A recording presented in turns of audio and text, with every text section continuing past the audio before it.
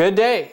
My name is Gene Rice. I'm an associate professor of philosophy at Fort Hays State University, and the title of this lecture video is Social Contractarianism. The goal for today is to give you an introduction to social contract theory. It is an important and long-standing tradition in political philosophy, and we're going to begin, as we have in most of these videos on the theories, with a little bit of background. And so actually we'll have 4 or 5 slides at least of review, and then 4 or 5 slides moving on to cover the topic for the day in more detail. This is not an exhaustive lecture. This is meant to supplement the work that you're doing in class. And of course you probably should have already read the chapter in your text or the readings on social contract theory. So this will be another voice, another chance for you to learn a little bit of social contract theory. Most of it will be things which you'll run into again in other areas. So let's begin with a little bit of review on ethics. Remember, ethics is the science of human conduct and can be divided into various subdivisions. The first and most important of which is to distinguish between philosophical ethics and descriptive ethics. Descriptive ethics is concerned with the sciences of describing what people believe, how they act in moral situations, what they believe is right or wrong. So the anthropologist spends time, all of their time, perhaps describing what particular cultures believe about particular moral situations. So for example, they might say that in culture A, marriage practice involves polygamy, right? Many wives for one man. In another culture, they might describe the marriage practices as being monogamous. But as an anthropologist, if they are describing the culture, that is their primary job. They are not attempting to change the culture or judge the culture, evaluate it. That judging, that evaluation is what is called philosophical ethics. And so if you look then again at the chart, the philosophical study of human conduct is the study of human conduct with an eye towards evaluating the conduct, saying whether or not we should allow polygamy in society, whether that's moral to have many partners, many wives for one husband, or many husbands for one wife, which is polyandry. And under the philosophical study of ethics, we have lots of different branches, one of which, of course, then is ethical theory, and under that, political philosophy. So what we're going to look at today is social contract theory, which is a theory of morality most often found in the study of political or social philosophy. And so let's move on to look a little more at social contract theory. Again, this is probably review, but we'll spend a little bit of time reminding you about the elements of moral decision making. Any single moral situation can be looked at from a variety of perspectives.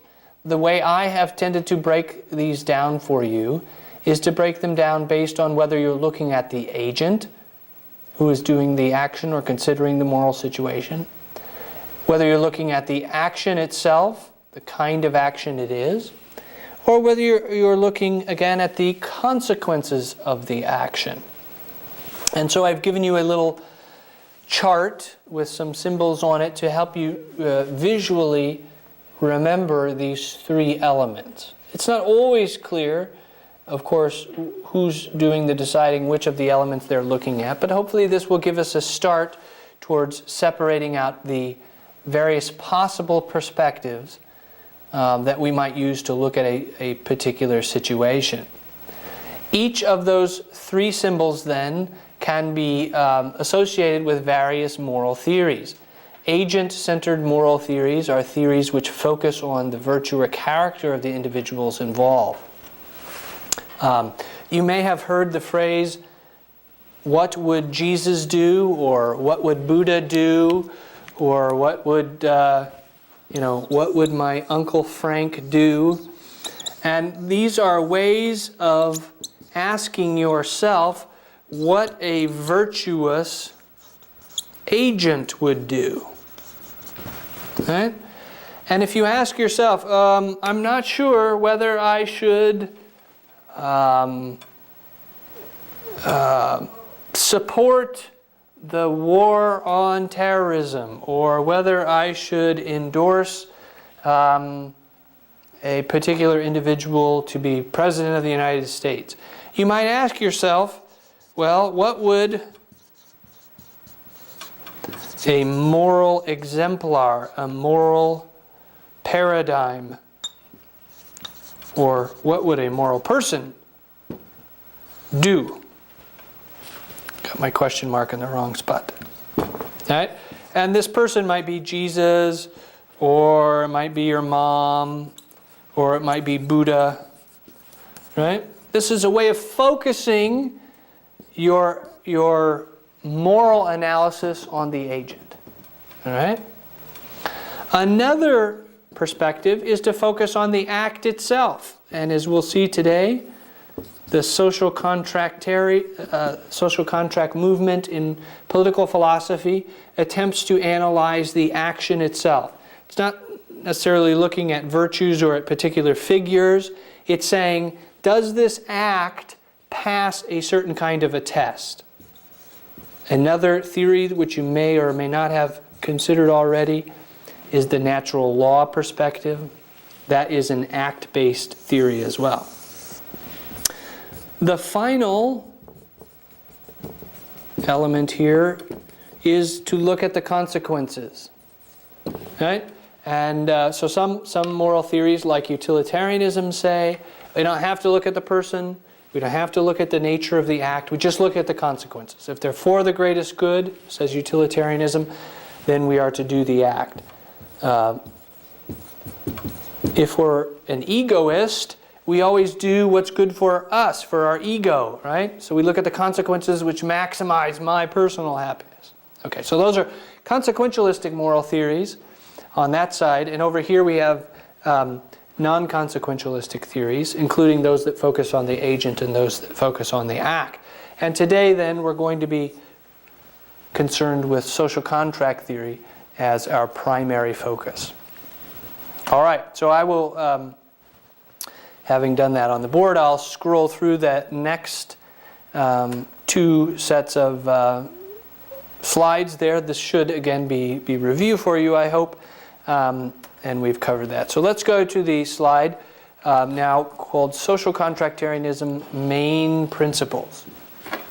All right, as you may have already guessed, social contractarianism comes from the idea of a contract. Most of us have some idea of what a contract is. It comes, of course, from law or from legal contracts between people, generally adults, or between adults and corporations and so forth, or legal counsel. And the idea here, the most important idea of a contract, is the principle of consent.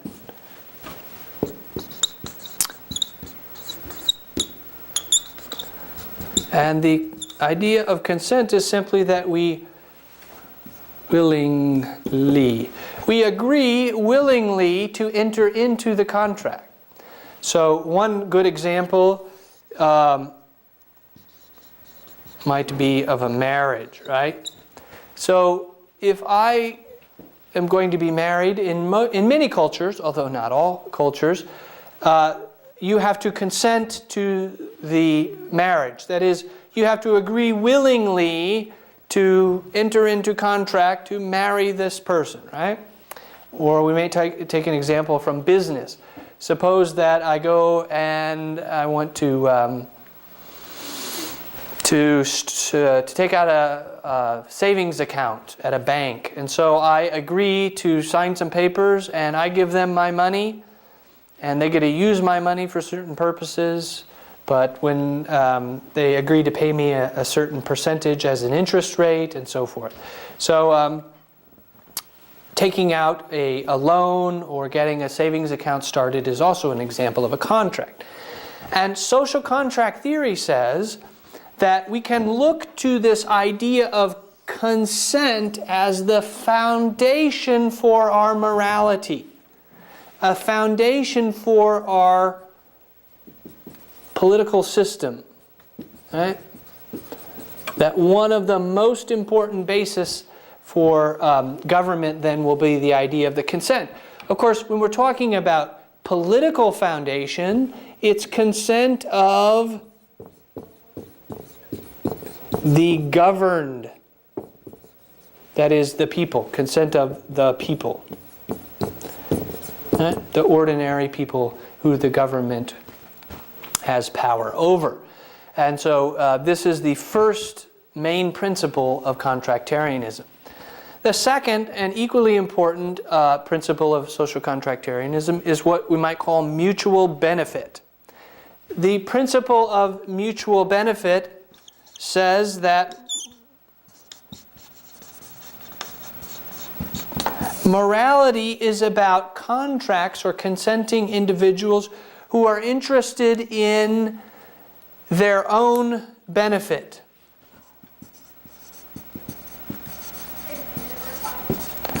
Right? And that the idea of consent comes with this idea of benefit. So when I get married, let's go back to the marriage example. When I decide to get married, I'm getting some benefit from it, right? I'm getting all kinds of benefits from it. I might feel good inside. Maybe she comes with a large herd of cows as a dowry. Maybe I'll have some children and so forth. And so we could list lots of benefits of marriage.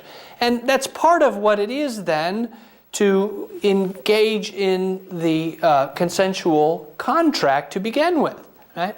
The same goes for the example of taking out a loan at a bank or starting up a savings account, right? I get benefits from the contract. And so in social contract theory, there's this idea that morality is not so much about making the king happy or pleasing rich people or powerful people, or it's not so much about maybe even God or about getting to heaven or something. Morality is about benefiting me and other people like me. And so the social contract theory says that that is one of the foundations of government, right? One of the foundations of the theory is that the people should get some benefit from their government. And that a government, as we'll see later, you probably already anticipated this, if the government is not benefiting the people, is hurting some of the people, or maybe even killing some of the people, then the government is no good. Right? It is not going to pass the test of consent. We're not going to derive any benefit from it. And the third principle there is what we might call original equality. And we're going to come back to this here in the next slide. But the idea of equality here is important. That in some sense, human beings are naturally equal, or that we are all equally able to be governed and to have a say in the government. There's going to be different ways of interpreting that, and we'll see here in a second. The final note I have there is just to remind you again that this is an act-based approach. Can the action, if it's an individual moral dilemma, or if it's a political law or a political institution, would the law under consideration be consented to willingly by all parties? Will they have some benefit out of it? If they can consent, then the action will be considered moral or just.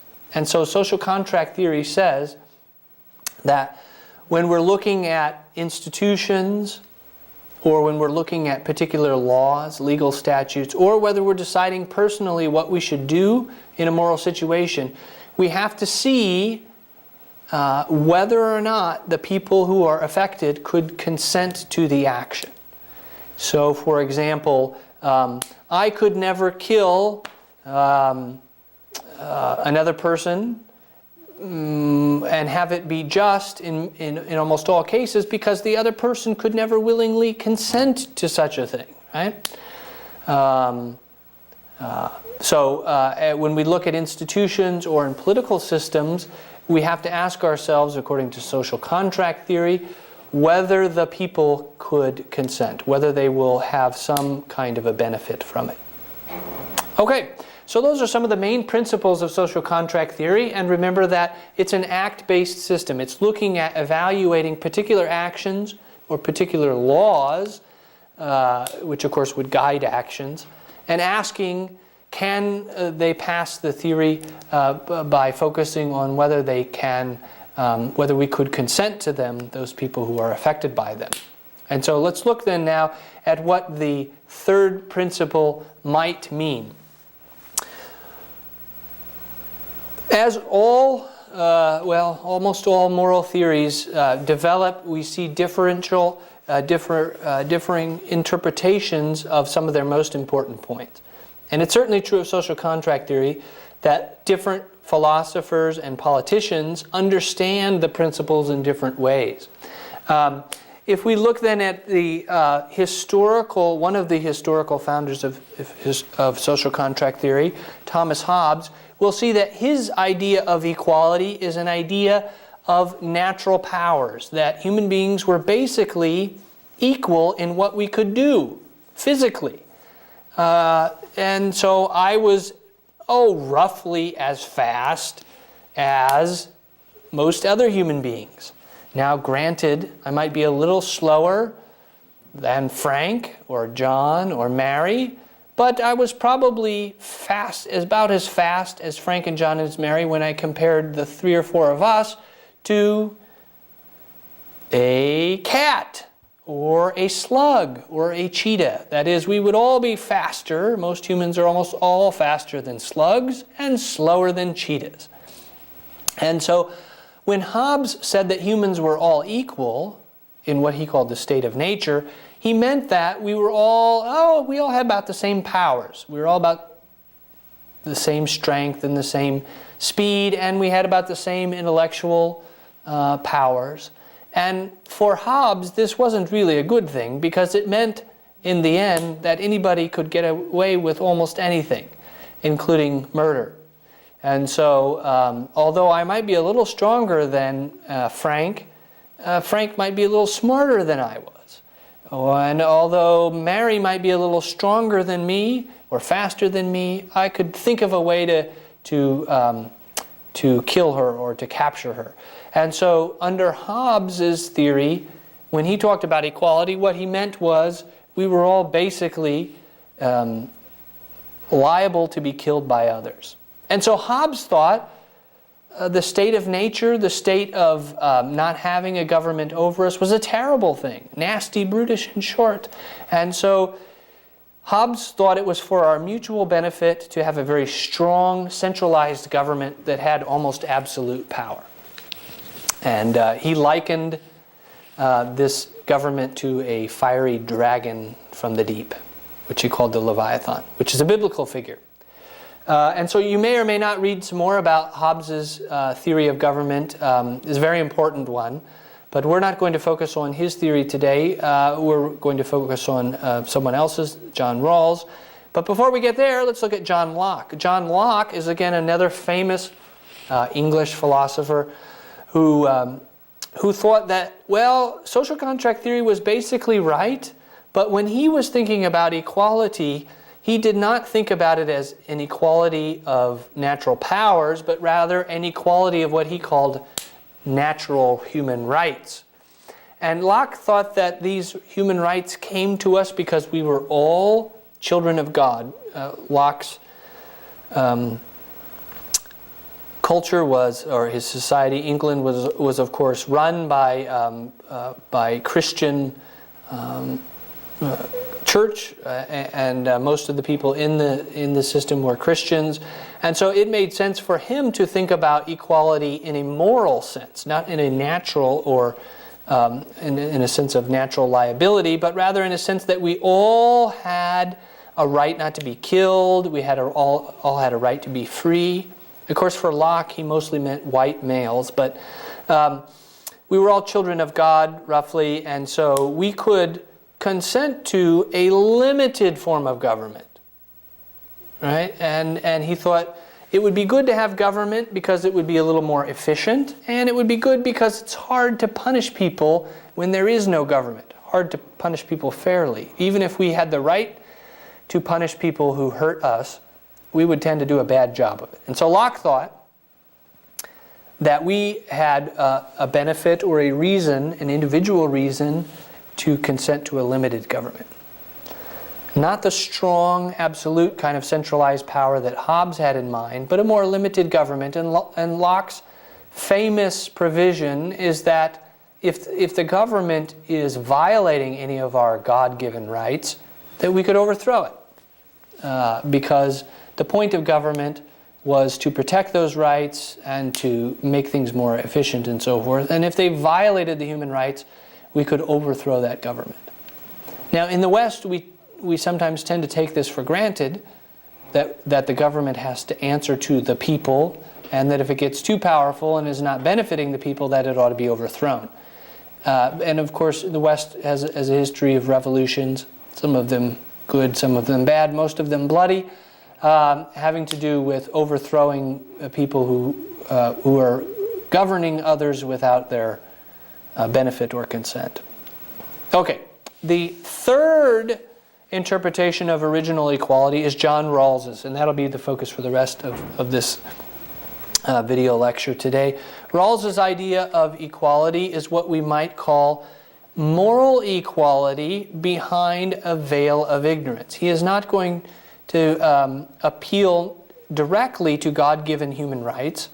What he'll say is that when we think about contracting a government or contracting a moral system, we should put ourselves behind what he calls a veil of ignorance, a position where we do not know some of the things which would tend to make us biased in our own favor. And behind this veil of ignorance, in what he calls the original position, we can test laws and actions and so forth to see whether everyone could consent to them. So that was a mouthful there, and we're going to spend some time pulling apart this idea and testing it out. So let's go to Rawls's version of social contractarianism. John Rawls was an American philosopher. He died in 2002 there. Very, very famous, probably rightly known as the person who revived political philosophy in the United States and in the Western world. And we're going to look at three important elements of his social contract theory. So if we remember that there are three principles to social contract theory: the principle of consent, the principle of mutual benefit, and the principle, let's see, of original equality. So we have consent, some idea of equality, and some idea of mutual benefit. And we're going to then flesh these out for John Rawls. The first thing we should notice is that for Rawls, consent is a hypothetical test or a hypothetical experiment, a procedure for testing moral situations. This is very important. It is not a fact. John Rawls did not believe that somewhere we all consented to, to be under the sway of the American government. Or anyone who's living in a democracy does not consent actually. There is no, there's not a document anywhere that says I consented to be in the United States. Now, in legal settings, in actual legal situations, of course, there would be an actual document with my signature on it, which says I consent to this, right? So let's go back to the marriage example. I'm married somewhere, I don't really know where, in some building somewhere, there is a piece of paper which has my name on it, and it has my signature and my wife's signature, and it says I consent to this. Marriage. And somewhere down at my bank, there's a piece of paper which I signed, which says, I'm going to give you my money, and you could do things with it, but I could take it out, and you have to give me this much interest, right? But Rawls says, you don't, so the social contract is not an actual contract, it's a hypothetical contract. And it's a way of testing laws and moral situations. So this is what he calls a hypothetical test, and it's in what he calls the original position.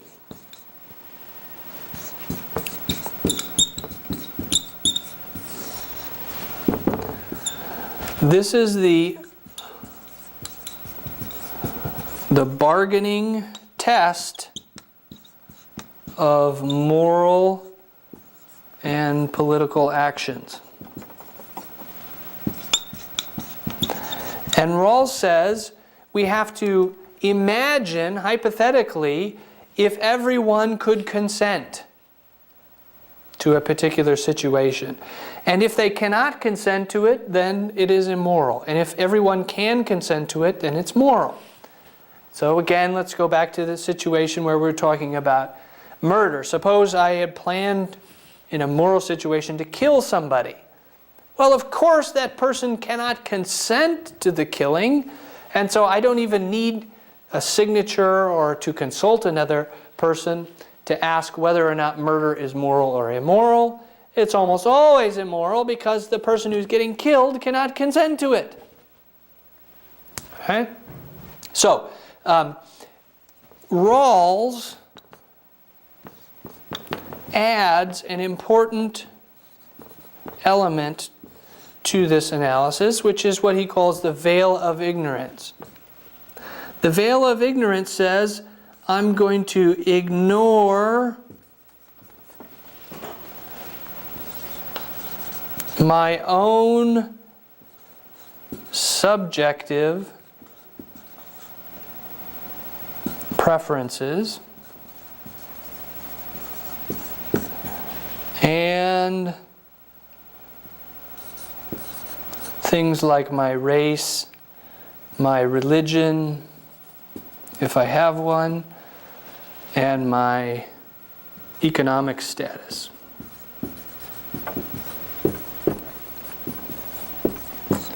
So the important word there is to ignore it, right? The idea of a veil is of a covering which partially obscures, right? It's not a hood. A hood would make you totally ignorant. The veil of ignorance makes you kind of ignorant. What are you ignorant of? What don't you know? Well, you're supposed to ignore or be ignorant of your race. So I would be, if I were behind the veil of ignorance, I would try to forget about the fact that I'm a white Caucasian and that I'm male and that I have a certain socioeconomic status and so forth. And why does he do this? Right? Well, behind the veil of ignorance, you get rid of things which tend to mess up or skew your moral decision making. And so this part of the test is going to help ensure that we come to a just resolution. And incidentally here, it's probably, I should have already mentioned this, Rawls's theory he calls justice as fairness, right? And this is where the fairness comes in, right? If I'm deciding whether or not to take out a loan and everyone can consent to it, and I put myself behind the veil of ignorance and no one would be harmed unduly by it, then it's fair and it passes the consent test. It's a hypothetical test. Okay. Rawls also says that, that we're generally self-interested people, and that morality is about making sure we benefit everyone, right? Or that everyone can consent to the kinds of benefits that we're talking about. And equality also comes in here with the veil of ignorance. Okay? So Rawls builds in the idea of equality. Right? So he's already said, well, we didn't put gender down here, but he's already assumed that men and women are equal and that we're to forget about our gender, right?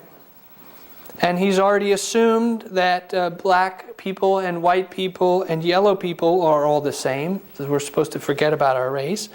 And he's also basically said that all people, whether religious or not, are equal. So he's built in both fairness and equality into the original position. All right? The other element here of Rawls's theory is what you might call pluralism.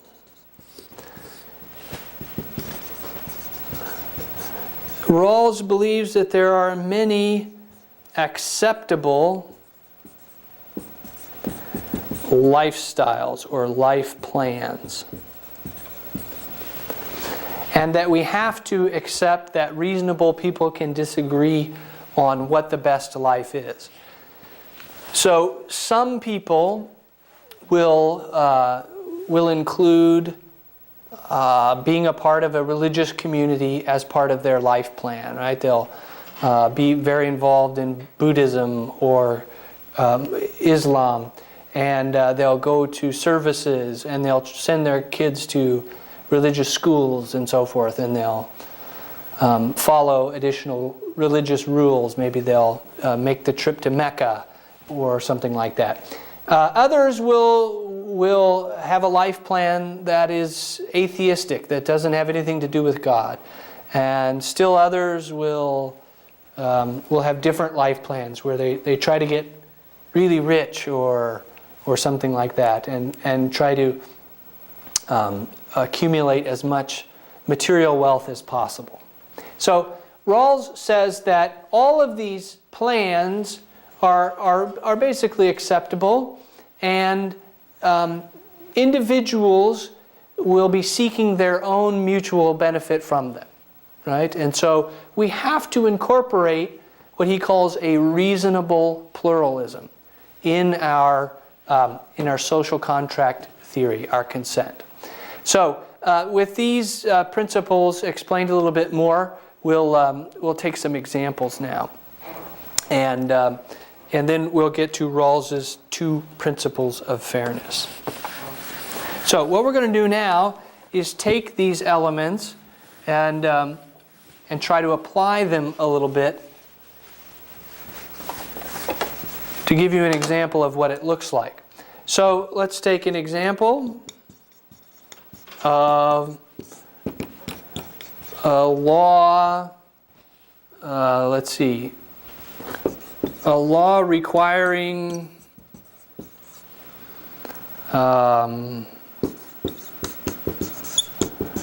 religious donations. So money. Suppose some lawmaker, whether you're in a democracy or in some other non-democratic form of government, suppose you're in a theocracy, the government said, well, we're going to make everyone give 10% of all their money to the church of their choice.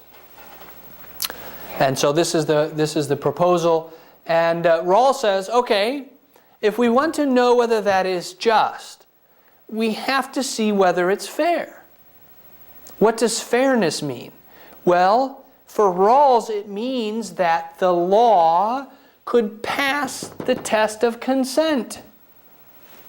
Now, if we take this example and we put it into the test, so we put it into our hypothetical bargaining procedure, and we say, could I agree to this if I didn't know any of the things that I'm going to be ignorant of behind the veil of ignorance?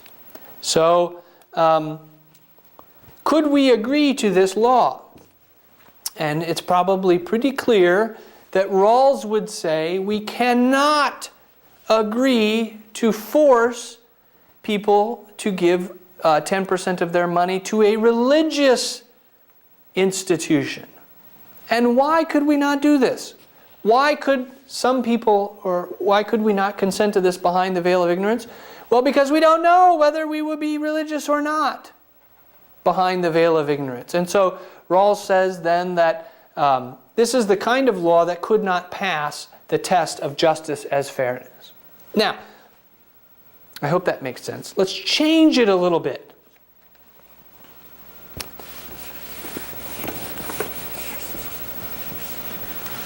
Suppose now that the government is trying to pass a law that would require 10% of money for taxes for the government instead of for religion. Right? Now, remember that part of social contract theory is the idea of mutual benefit and the efficiencies we achieve when we have a stable working government. If you're not sure whether those efficiencies are important, go to a country that's falling apart or that's at civil war, and you'll see how hard it is to do business when there's no government or no functioning government. How hard it is to raise your children when there's no functioning government, and so forth. That's just a little aside there. Let's go back to the example. Could a law that requires 10% taxes pass the test of justice as fairness? And again, I think it's pretty clear here that the answer in this case is yes.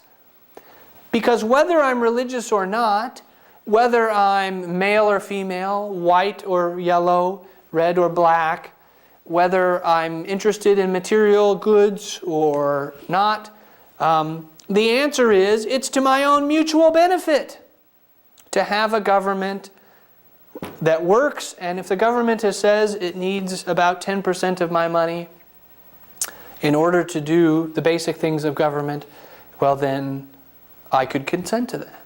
Now, what if the government wanted to take 90% of my money?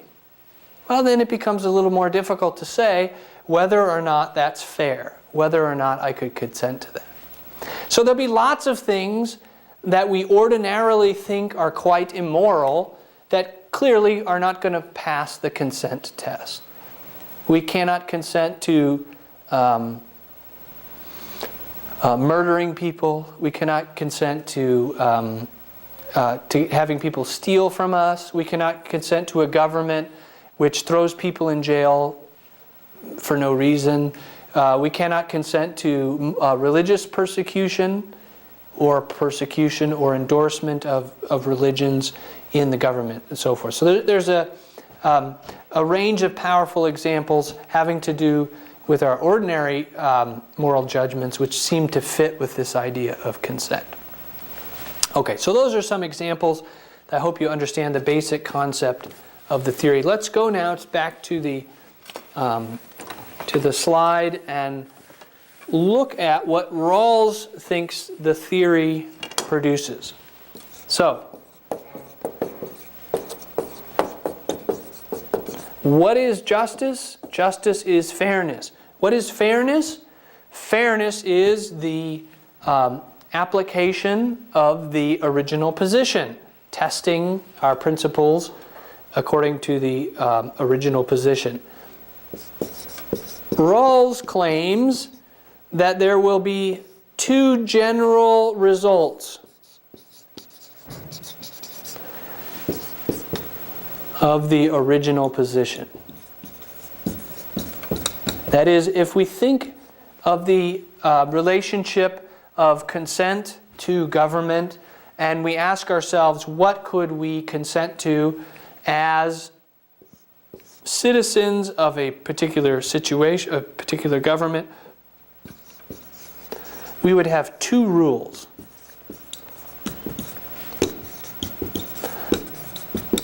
The first establishes what Rawls calls equal basic rights for everyone. These are not absolute rights. They're as extensive, as broad, as wide as they can be, given the fact that we have to give them to everyone. So when we're talking about equal basic rights, we're talking about the bodily integrity. We have the right not to be murdered, beaten, tortured, extorted, and so forth. And a lot of liberties, right? So we have the freedom of movement, freedom of conscience, freedom of religion, and so forth. And Rawls says that behind the veil of ignorance, we would all consent to equal basic rights because nobody knows behind the veil of ignorance whether they're going to be white or black, rich or poor, religious or non-religious. And so we would all, for our own benefit, remember, for our own benefit, we would all agree to equal basic rights for everyone. All right?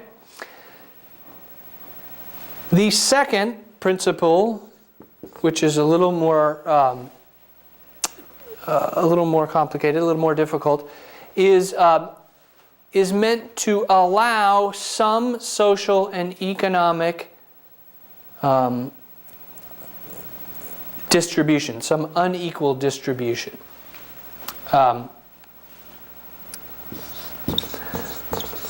So unequal, right? So we start off, the first principle was about equal basic rights, and the second principle says that there can be some unequal economic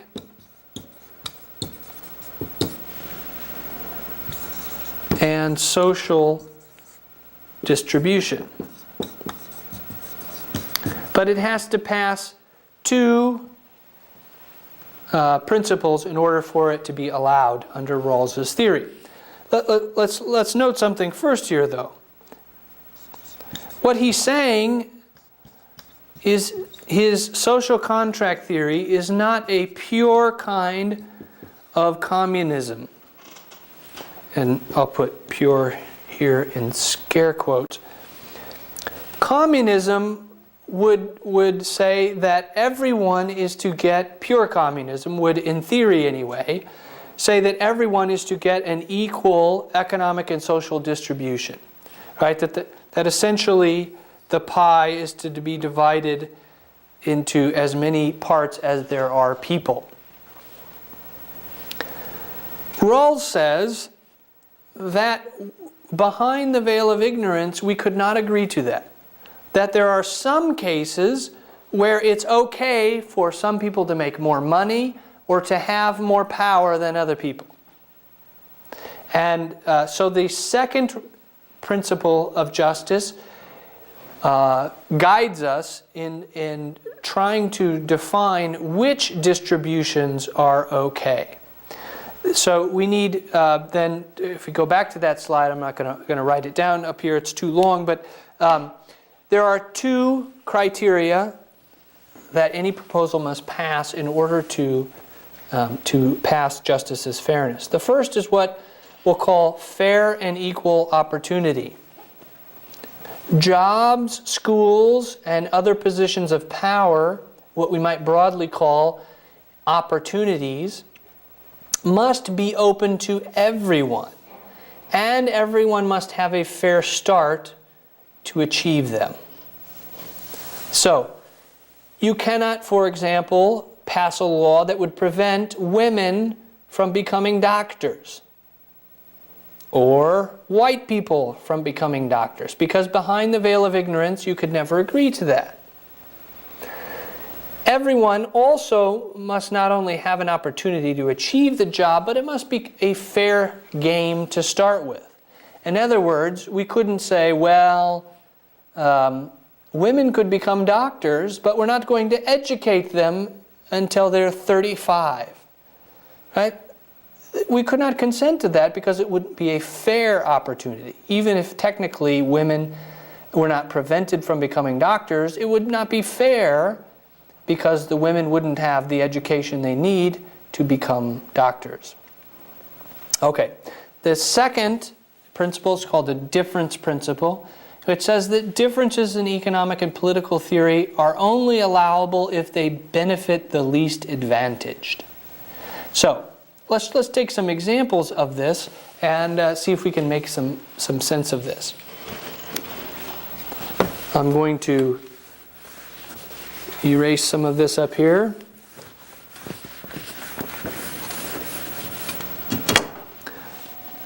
Let's take the example of, this is one of Rawls's examples, paying doctors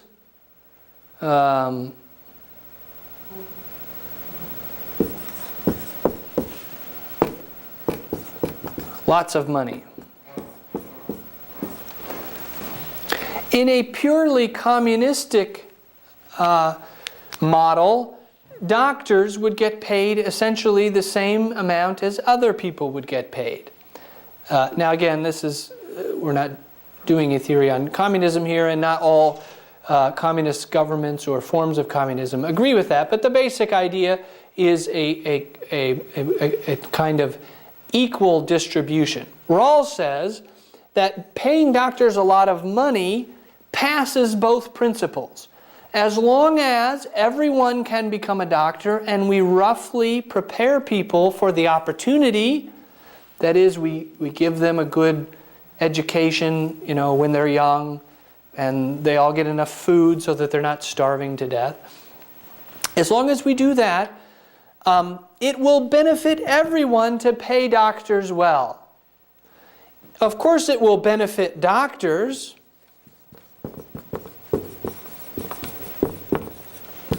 because they will get paid more, but it will also benefit even the poorest person.